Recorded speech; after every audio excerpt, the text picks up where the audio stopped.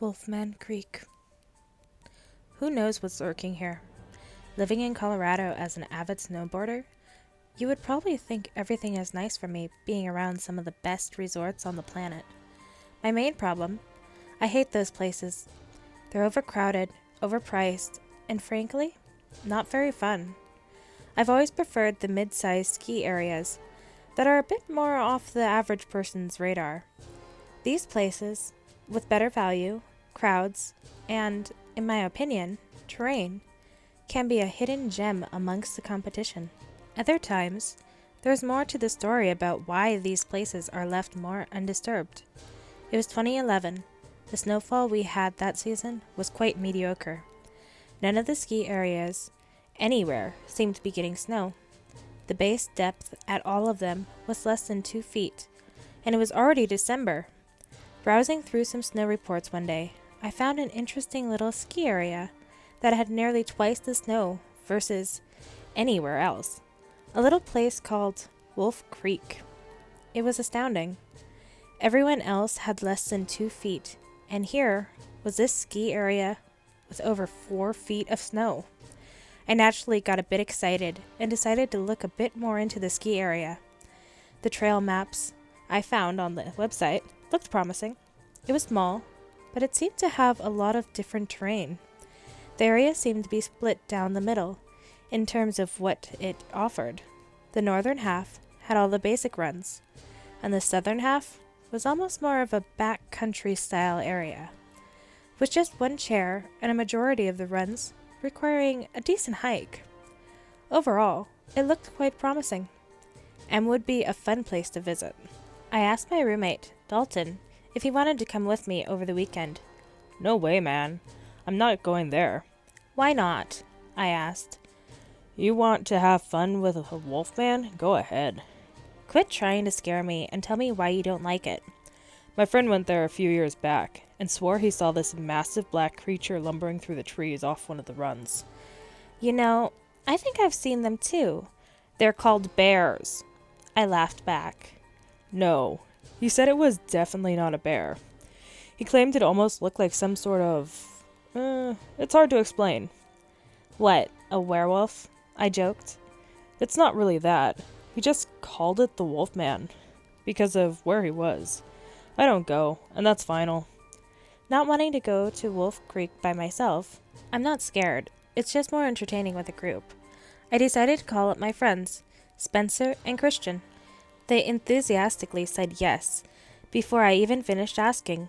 That Friday, I loaded my gear into my truck, picked up Spencer and Christian, and drove down south to Wolf Creek. It's a bit out of the way, 4 hours away from where I lived, not near any really major towns. Off a highway in a bit of a desolate area, slightly unnerving, but nothing major. Most of these moderate places are a bit away from civilization. We got our lift tickets and began messing around the northern half. The other parts could wait a bit. We breezed through a lot of the runs in about 2 hours thanks to the low crowds. I split off from Christian and Spencer for a bit to play around on one of the shorter runs.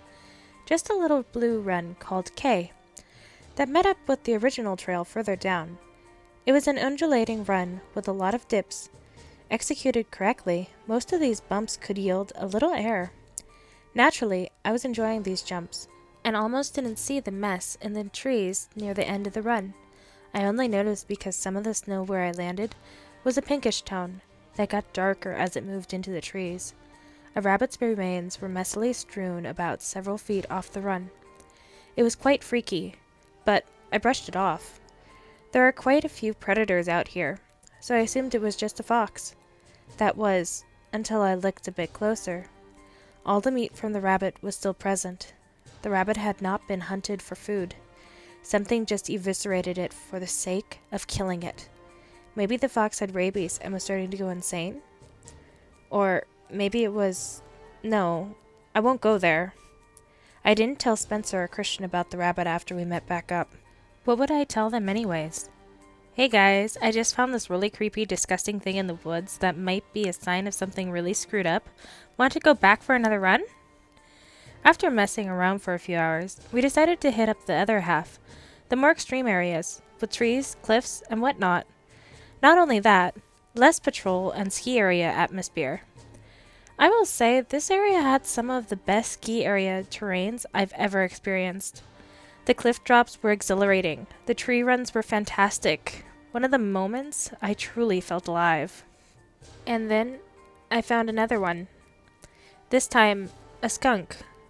Whereas the last one seemed to be a fox or other animal could have done it, this seemed like there was intent to it.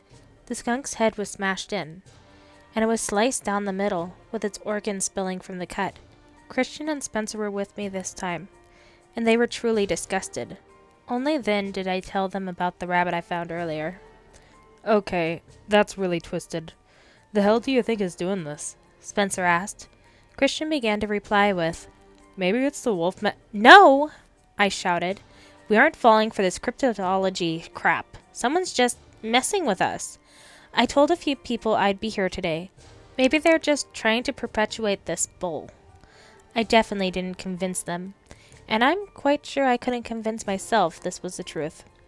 Christian offered a solution to try and get the skunk and rabbit from our minds. How about one more run? Trail map of the area. He said he wanted to go to one of the most remote parts of the ski area, Horseshoe Bowl, which required a 45-minute hike from the chair. Spencer and I reluctantly agreed to go with him.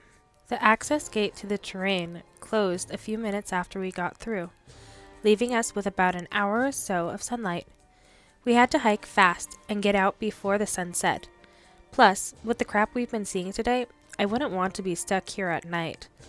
While great on the board, I'm terribly slow at hiking, especially in deep snow and high altitude. Thus, the estimated 45-minute hike turned into an hour. The bowl was great, but I couldn't really appreciate it under the constraints we were facing. With the sunlight fading fast, we decided to try and cut through the trees at the bottom of the bowl to save some time. Naturally, we got a bit turned around in the trees. We had essentially lost our race with the sun, and our brilliant little shortcut totally backfired. When we were plunged into near total darkness, the temperatures dropped way low, and the wind started to pick up, almost howling. There was no other option. We had to find our way out before we froze to death. And let me tell you, trying to snowboard through the trees, essentially blind, becomes a lot more terrifying when it's a choice between that or dying. Christian was ahead when we saw him vanish. Well, I guess the darkness began playing illusions, because he just went off a small cliff. Then Christian screamed, strained, horrified, and blood-curdling. He was obviously terrified by something. But what? Spencer and I found Christian with his leg snapped.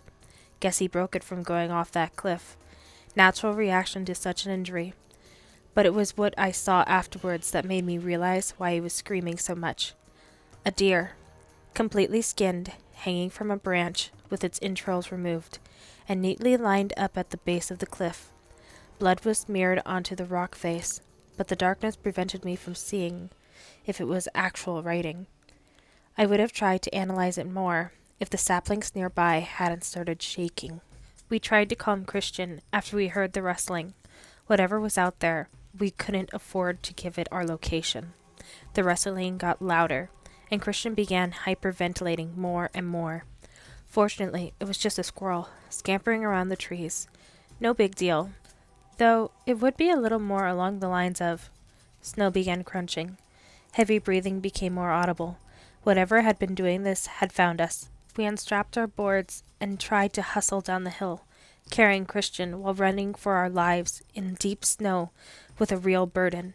The noises behind us started gaining, closer and closer with every step, until I could feel it breathing down my neck. It struck with full force. A massive, deformed hand reached between me and Christian and threw me off my friends. The darkness prevented me from seeing the thing's details, so I can't really tell you about its appearance, other than being massive, at least 10 feet tall, roughly shaped like a disproportionate person, mixed with who knows what kind of animal. I had to try and get it off my friends, so I hastily made a snowball and pegged the creature in the head. It wrenched its head around and stared at me, with a most grotesque grin spreading across its face. my image in the pale moonlight reflected in its eyes, its face coming closer and closer to me until I could smell its wretched breath. I'd gotten the creature's attention off my friends. But now it was fixed on me. I really wished I had planned it through more. I tried inching back, but that set off the beast. It let out an insane cackle, roar, and attacked. I saw its massive fangs within inches of my face as its massive hands smashed into my face. And then I woke up in a hospital bed, hooked up to all sorts of machinery. I guess the thing knocked me out, as I have no idea what happened after the blow. The doctors came in and told me what happened.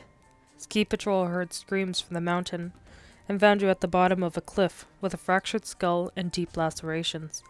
They brought you here, and we wasted no time. You've just come out of a massive reconstruction surgery to rebuild your skull. With the damage we repaired, it's extremely lucky you're alive. What happened to Spencer and Christian? I asked. Who? Ski Patrol only found you up there. There were no signs of anyone else in the area.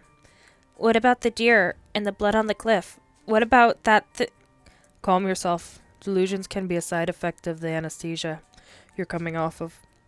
With that, the doctor left. I still bear the scars from the surgery on my forehead, and I still have 3 cuts going diagonally across my abdomen. Spencer and Christian haven't been heard from, and reported searches of the area have consistently yielded no promising results or leads. I can't think of their sacrifices in vain, and I can't give up on them. Whatever this Wolfman is, it's probably still out there, and it's waiting for a new quarry. Keep track of yourself when you're in these places. You never know what's watching you.